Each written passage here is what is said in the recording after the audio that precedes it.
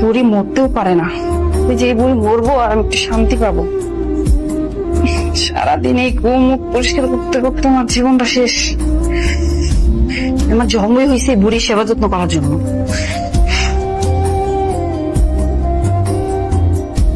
মনে আছে তোমার? কত বছর আগের কথা মনে আছে? আগের মতোই তোমার চুলের এই সুবাস।